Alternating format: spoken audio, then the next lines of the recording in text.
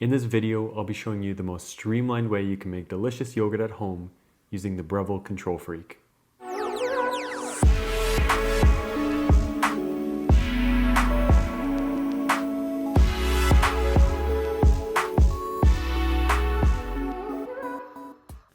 Making yogurt at home is probably a lot easier than you think. There's only two ingredients, milk and live culture yogurt. In the past, I've been using a recipe I found on Chef Steps for making sous vide homemade yogurt. If you aren't familiar with sous vide cooking, it's really just putting food into a bag or a jar and submerging that whole bag or jar into water. And that water is kept at a very precise temperature. So it can take longer to cook, but it's done with a lot of control, repeatability, and it's foolproof. From this graphic, you can see really how simple the process is. You heat the milk, you cool the milk, add in yogurt, and then you incubate it. Once it's finished, you'll chill it, and at this point, if you want a thicker yogurt, you'll strain it at the same time. And then you're done. But in the graphic below, you can see roughly how much time is spent in each of those steps. The first 3 steps are actually pretty quick. That's heating the milk, cooling it back down, and adding in the yogurt. The longest step by far is incubating, and then it can take a while as well to chill it. I remember the first time making sous vide yogurt thinking, wow, that was really easy to just take milk, some yogurt, and make more yogurt out of that. The drawback is it takes a fair amount of babysitting. It's very easy to do, but a lot of stirring constantly. The other problem with sous vide yogurt is that it's a lot of work and dishes to transfer from a pot and then into other containers, into the water bath. So I thought, how can we make this easier? First way I went about trying to make this easier is to do it in one pot. So I was able to do that successfully. It allowed just one pot, so doing away with the sous vide water bath directly with the Breville Control Freak. Doing it in that single pot made it a lot easier, faster from having to transfer and doing more dishes. So I thought, how could this be even easier? Is there a way to eliminate the need for stirring throughout? Now you do get a little bit of scalding of the milk at the bottom of the pot afterwards. The more you're stirring, the less of that scalding you'll get. But the question is that worthwhile? Or how much easier is it if you just forego any of the stirring? I can set a program on the Control Freak and not have to stir whatsoever. That to me is a win. So this is the Control Freak induction cooktop by Breville that I referred to. So we're gonna get this set up and we'll get started. So the reason I'm hoping this will be so simple is there's a probe that I can put into the milk as it's bringing it up to temperature. The reason you do that, you do have to bring it up, similar to ice cream making, you bring it up to a certain temperature to denature the protein, gives you better texture in the end product. So this part will take some experimentation because I want to do, like I said, no active steps really, bring it up to target temperature. Now the bottom and the top, because I'm not stirring, it's going to take some time to bring all of the milk to that same temperature. I'm going to do a bit of trial just this time for the experiment. And then we'll see how long do I leave it once it gets to that target temperature. The other thing is I could probably insulate it better by having the lid on, but then it blocks my probe. So I'm going to have the lid, leave it uncovered, which also means it's going to be cooling at the top. Okay, so I set up a recipe on the Breville. Called the recipe Scald Dairy, so I can use this for yogurt, but also could use it for ice cream. But bring up the temperature using the probe control to 83 Celsius. I'm gonna leave it there for 3 minutes. This is the first experiment. Does that give enough time from when the bottom reaches 83, 3 minutes for the top to reach about 83 as well. After it reaches that temperature, it's gonna stop. So then it'll just turn off and naturally start to come down towards that 43 Celsius. One other very important thing that I'm trying is in the recipe, I have it set to the slowest, so there's different levels of how fast it'll raise the temperature. To minimize scalding, I've set it to slow, so the lowest intensity for adding heat. Close to the bottom, when it's submerged in the milk, but not touching the bottom, so the probe is raised about 1 centimeter.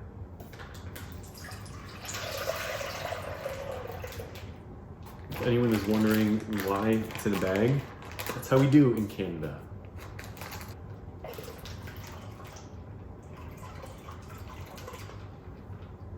About 2 liters in total.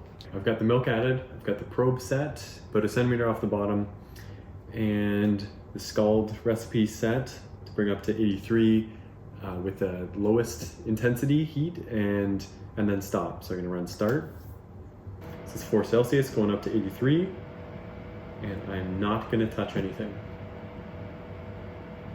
Just gonna sit here and wait. Just kidding.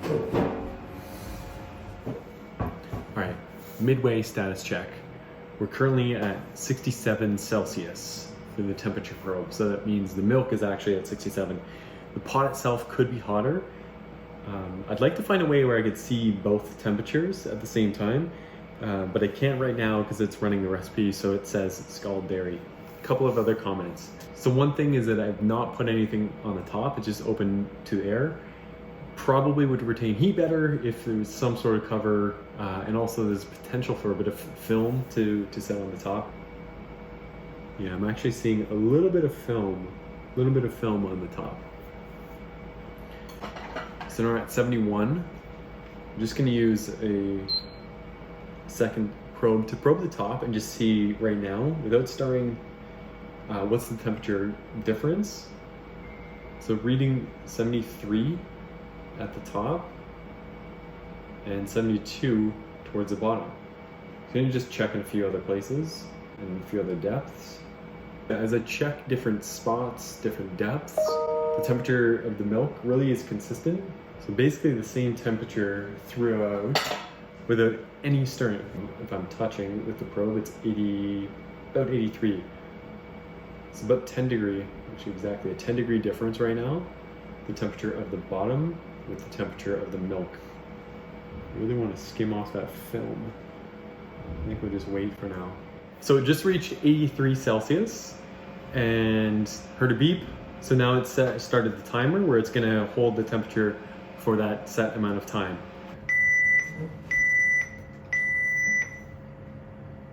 So we just reached 20-minute hold at 83 Celsius. It's gonna take another couple of temperature checks. No concern with respect to even temperature throughout without any stirring at all. I'm gonna move the camera and show you there's some milk skin forming at the top. There's a little bit of skin on the top that either can just be blended in or could be removed. Now, because the goal of this recipe or procedure is to minimize effort as much as possible, I'm not going to take it off here. It's actually, with an induction, it's barely warm anyways. The pot itself will be hotter. I'm not going to take it off. Not going to put it in an ice bath, do anything. We're going to let it cool down on here without touching it. Comes to 43, we're going to incubate it. Once that's finished, and only once that's finished, we'll be able to see the final product. The yogurt will be in the same pot, nothing done to it. But then we'll see how much scalding or how big of an issue we have, if at all, at the bottom of the pot.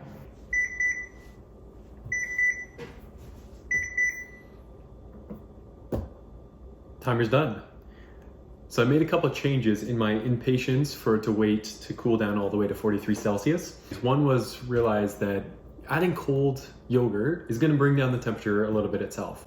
So I did calculation, if you're adding 200 grams to 2 liters of hot milk, coming out of the fridge is going to be 4 degrees. You can actually add it at 47 degrees and that temperature will come together to arrive at 43. Also, while waiting for it to cool down, I was reading, as one does, Thermal Death Points of Microorganisms in Beer, 1946 paper. And I quote, "The most heat-resistant organism was Lactobacillus, so certain strains of which survive 20 minutes at 58 Celsius, but not at 60.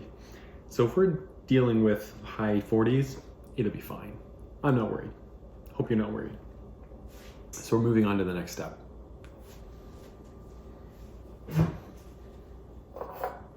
So I use a scoop to add some of the mother yogurt here.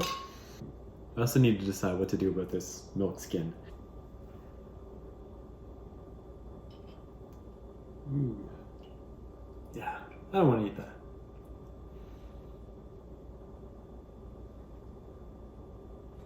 that.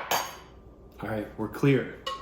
Also, in an effort to minimize dishes, I'm just going to use the scoop here to add some of the milk. A little geometric dilution. Now watch. Probe temperature is 44. You give a little swish, a little swirl. And now, after adding the yogurt from the fridge, it's come down to 41. So I'm actually below target temperature. What'd I tell you? Okay, so I've set the timer for 43 Celsius and 12 hours. So I'm gonna get an alarm at 12 hours. After the 12 hours, I said to just keep cooking in case I get busy, it's gonna hold it at that temperature. And now we wait. All right, so time to find out how this experiment went. First of all, the yogurt was as expected. Ended up being a little runny, which is typical. I do strain mine, so I have a bit of cheesecloth in a strainer. You can see the difference where how much mine's thickened overnight. It was pretty much to the brim of this strainer, so it's come down quite a bit, and all that liquid underneath, corresponding liquid, has been captured. So I'm gonna transfer this now, the yogurt, actually both of them, to containers. So we're done now with the food. We've got 3 containers here. 1, 2, 3. First is the yogurt. The yogurt after it's been strained, so this is thicker than Greek, I would say, a little bit thicker. Then I've kept the whey, and this can be used for different cooking applications. And finally, what's the small container? Well, if you're like me, a little bit forgetful at times, that way I'm not gonna forget to save a little bit of the live yogurt to make the next batch. So just put some aside. A little bit of the leftover whey with about a scoop of the yogurt itself. So I'll stay in the fridge until next time in case I use all of this up and forget. It's reserved now. So to recap, the main purpose of this experiment was to find out if the pot would be in decent condition after doing no stirring, really no anything through the heating, cooling, and reheating process. And I would say that it's a bit of a success. So there is, if you can see that, there is some milk parts that have been baked on the bottom, but that is very similar to what I see even if I'm stirring very often. So I can scrape this off as well and see how much there is, but to me, visually similar enough from my perspective that it's better to save the time from stirring through the long process of scalding the milk. So I'm just gonna weigh how much was left over at the end. Now this is still quite wet. You can see there's water, so it's not gonna be perfect, but it'll just give an idea. For milk, let's say using 2% milk, there's it's just over about a little bit over 10% of non-water. But so between fats, carbohydrates, protein, 26 grams, I think, per cup, or 250 mils. So this will give us an idea of how much of those kind of macromolecules we're losing at the bottom. So that's what I was able to scrape off the bottom of the pot. 24 grams when it's wet that'd be about 10% of the total solids that were in the milk. But I think it's probably half of that. So more like 5%. So there's a little bit of loss, but that I've seen anyways, even with constant stirring. All right, so what did we learn? We learned that with the Breville Control Freak, we could program a recipe such that it brings the milk up to scalding temperature, holds it there for, I'm gonna say 20 minutes, depending on what you're trying to accomplish, but 20 minutes. We also found that throughout that scalding process, even without stirring, the temperature from the top of the liquid and the bottom of the liquid was very, very consistent. Burning of the milk to the bottom of the pot also did not seem to be a problem. So stirring, not required. So you can save a lot of time from just foregoing that process, letting it come up to temperature automatically. The other key learning is that I don't think we need to let it come all the way down to 43 Celsius to start inoculating with the live yogurt. Reason for this is as you add cold yogurt, it's gonna bring the temperature down, depending on how much you use, a few degrees, so probably 3 degrees Celsius. Additionally, lactobacillus, the bacteria, does not get killed from a little bit higher than 43. 43 may be the ideal temperature for it to do its thing in the milk and convert that to yogurt. However, a little bit of time at a higher temperature is not a problem. So we're gonna save a lot of active time and attention from not stirring. We're gonna save some time from not requiring the milk to come back down to 43. Instead, just add your live yogurt at 50 Celsius. And as a result of these changes, it means there's very little active time in the whole process. A bit of time to get it set up, basically just pouring milk and hitting a program. Then a bit more time when it comes down to 50 Celsius to add the yogurt, the live yogurt in. And then finally the last step is to transfer that yogurt into probably a strainer if you want it a little bit thicker at the end. So there's really just 3 steps of any active work, each step taking just a couple of minutes over the course of probably a 13-hour entire process. And also by doing everything in just the one pot, we're saving on dishes too. And there you have it, a streamlined way to make yogurt at home using the Breville Control Freak. So as for next steps, I'll be repeating the process without recording, without the video, just to see how quickly and how efficiently I can get the active time down. And after that, I'd like to try something similar, but with ice cream. All right, and that's it. Thanks for watching.